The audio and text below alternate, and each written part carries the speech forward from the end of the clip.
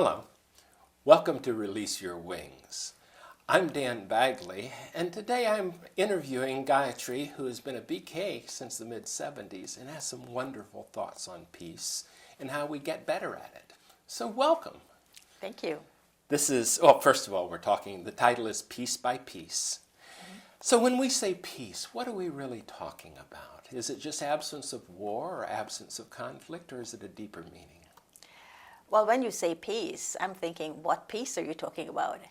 A little piece of something? Yes, just a Or little piece peace. of sweets. P-E-A-C-E, peace. Yes. Why I ask that? Because what we're talking about is peace has been suppressed because of violence.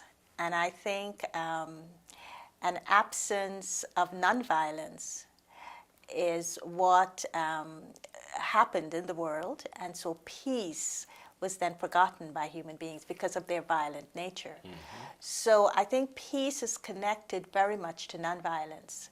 So there's a saying that if your swadharma, if the religion of the self is nonviolent, then there will be peace. I think that's good, because basically some people are like fights not happening yet, that their violent nature is just under the surface. That's right. And that's almost, to me, that's never peace. That is disguised anger, when somebody is like a cauldron boiling and they haven't done anything violent. So, you know, within the peace. But I know you're about to head to South America pretty soon, and you'll be in conferences of climate change. Now, I know people feel very strongly about such things as climate change on both sides. Do you ever feel that there's some comfort to add to those people that feel they must get angry to help get their ideas across? Well, you see, climate change has reached a point in the world that people are getting angry, not because things are getting worse and it's affecting their lives and affecting their lifestyles and affecting opportunities in the world. It's affecting development. It's affecting everything from personal health to sustainable development in the world. But I think what people are getting angry about is that everything is out there on the table. Everybody knows what the issues are. Everybody, the experts, also know what it is they have to do. But the anger is coming from the people as a reaction when they observe that people who know what they have to do and are in positions to do it is spending time creating reasons and excuses of not to do what they know they have to do. So does their anger at that make it easier or more difficult to come to agreement? It makes it complex. It makes it complex because they're at a point, I feel, in which they're saying, well, what do we do? Do we walk away from it and accept what's happening in climate change as something that will cause annihilation, that will cause destruction of some sort to our world as we know it, to our home planet? Do I keep advocating for that which I know the stakeholders and the leaders and the decision makers have got to listen? Do I keep talking and talking and talking until one day they get it? So they are in a paradox, I think.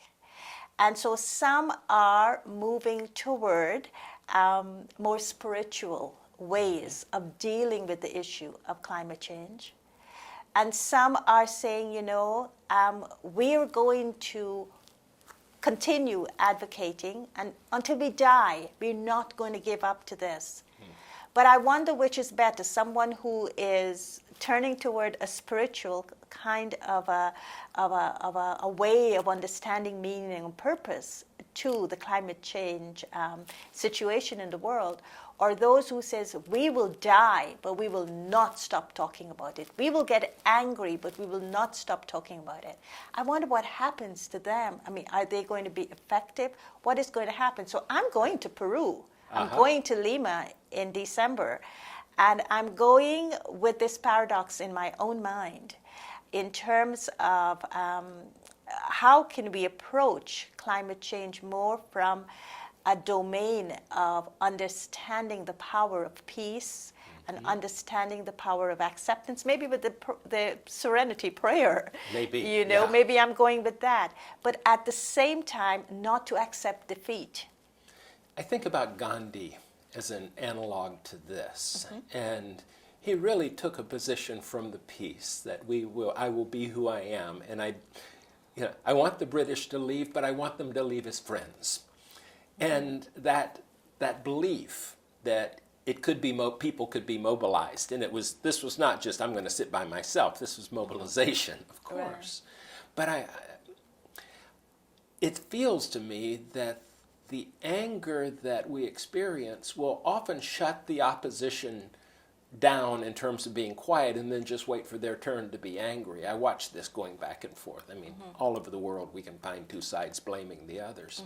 So I'm hoping you come back with an answer, say, I got centered and I found agreement that was not there before through this more heart-based.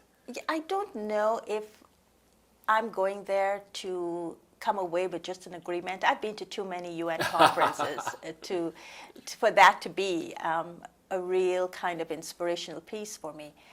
But I'm going there to really look for and connect to people who are working from an inner domain. Yes. People who are seeing that ultimately we are talking about Mother Nature.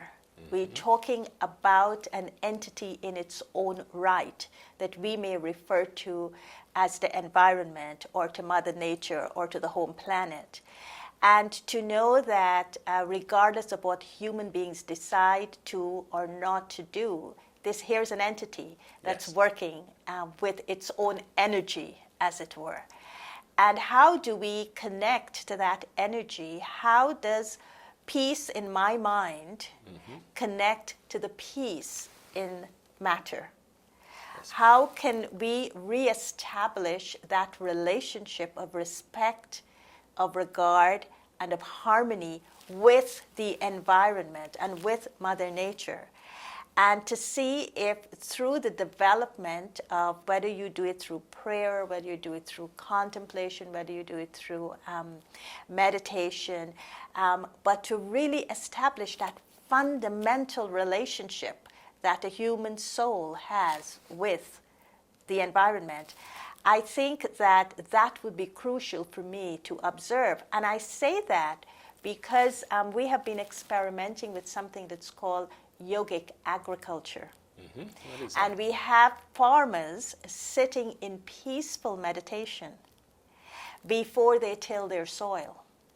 So what they do, rather than get the artificial fertilizers to fertilize the soil, what they do is to sit, and with the power of the mind, a peaceful mind, they radiate those vibrations within the soil itself. And then they start using other organic means to fertilize the soil. So in that way, they're building a relationship with the earth in that way as farmers. And then they're planting their crops, and they have been seeing a lot of results that's been coming from the quality of the crops, from the amount that they get, the volume of the crops, of the fruits and of the vegetables that they've been getting, and also how they themselves, because they are able to do that, their well-being of themselves, the well-being of their families, and the well-being of the community, because it brings them together in a peaceful action, contributing to an outcome that they all will enjoy and they will all, get benefit from. Where in the world is this going on? This is happening in India, and it's happening within the Gujarat region, one area of it, and it's being tracked scientifically by some of the universities. I like that. In India. So I would like to see more of this. I would like to see people connecting to solar energy, not just as a renewable Right. source of energy, but their connection with the sun, Yes. the qualities of the sun. And so that is what I would like to come away from Peru with. Is there a shift in consciousness in relation to climate change? Can the people say, enough is enough, we're going to take it in our hands, and we're going to do these little piece by piece actions so that we can reestablish something new that would maybe bring about a different outcome? So I know you'll be in South Africa on the Peru side. Have you had any interaction with the indigenous Amazon people? They live as close to nature, though they're not particularly farmers as such. I haven't had it in Lima, Peru, even though I was there earlier this year in April, and I did go to Cusco, and I did go to Machu Picchu, and I did meet with some of the indigenous people, but never on the subject of climate change. Yeah. But I do know that I am scheduled to be on certain workshops and panels, and one in particular with the indigenous representatives. From the other side of the continent, going up the Amazon and meeting people that were living way far beyond 1,000 miles beyond Manaus and farther up Rio Negro area, I was struck by one guide we had been raised in that, and going through the medicinal medicines that they used, how they got the animals or the beetles and the ants out of the trees to put on them for certain types of problems and all. And I was struck by how close to nature the tribal thing was, though it is losing ground, of course, to deforestation and the like. But there is something in that of coming from the heart and attaching it to the head. That's right. To say this is what's working. By the way, the viewers of this may not be aware, Gayatri is with the United Nations, does a lot of work with the United Nations, thus her references to these things. She lives in New York, and we're lucky to have her as we're taping here in Tampa. Yes, I'm the Brahma Kumaris representative to the United Nations, and I've been that since the 80s. And so I've been through a lot of UN conferences. You've sat in many meetings, I'm sure. Yes, I have, and I've learned a lot. I mean, I've learned a lot from being at the UN. And the UN may be many things, but one of the things the UN is, it brings all the facts and figures to the table. And so after you finish with the UN, one of those meetings, you leave it saying, well, I know everything, but what do I do with what I know? That's the big question. But coming back to the indigenous people, Yes. I feel that we talk about closeness to the earth, and I feel that closeness, it just doesn't happen in that sense. It's that you really have to live in conditions and in circumstances where it really gives you that sense of reality of this is what happens, what wakes me up in the morning. Is it my alarm clock, or is it the chirping of the birds? Yes. That's how the indigenous people, that's people who are close to the land, that's how they live. Do I go to the supermarket and buy my vegetables, or did I help my grandmother plant them in the backyard so that I have a relationship with that vegetable I'm about to eat? So I think it's not a lot of lip service because we live in such artificial environments that we've forgotten how the real environment works, and we need to get back to understanding that and being with it. Understanding isn't a theoretical thing, but it has to be dirtying our fingers, walking in the mud, feeling the rain on my body, the things that the indigenous would do. What I'm hearing you say as we've come full circle now to piece by piece is part of the piece is getting in rhythm with the nature, of appreciating it and feeling it and getting into the texture of it, not just arm's length with nature. Right. I'm also going to Peru, to Lima, with this paradox of dharma and bhavana. Dharma is called principles, right? So it's the principles that you live by, and we have a lot of that. here are all the principles of the earth, here are the principles of economics, here are the principles of climate change, here are the principles of renewable energies. But what is lacking is the bhavana, and the bhavana is the heart.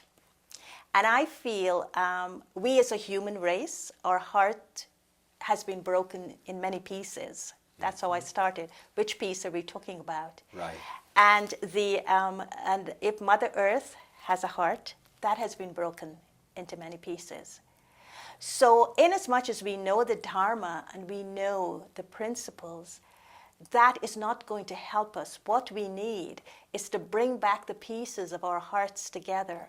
Because when the pieces of the hearts are peacefully put back together, then what emerges from this fullness, this whole heart, is something that's called bhavana, which are pure feelings. And those pure feelings give us the will.